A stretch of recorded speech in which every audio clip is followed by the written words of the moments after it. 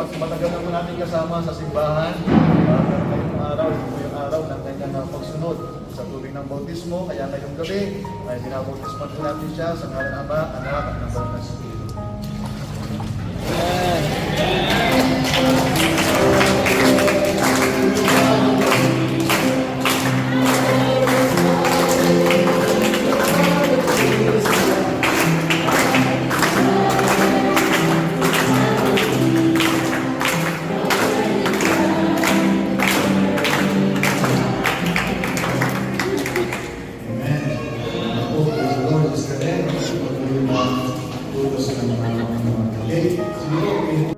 Dahil tinanggap niya si Kristo sa puso niya, si Sir Johan, ay binabautisman po natin siya sa pagmanagin mo.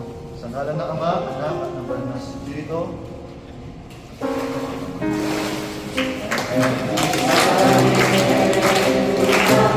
Si Kristo sa puso mo, ay binabautisman kita, sagot ka lang sa ngalan ng Ama, Anak, at ng Banal na Espiritu.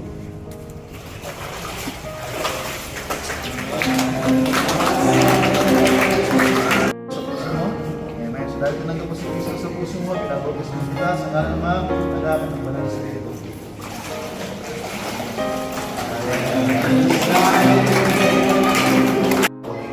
Burial and resurrection ng ating Panginoon. So, binabautisman kita sa ngalan ng Ama, Anak, at ng Banal na Espiritu.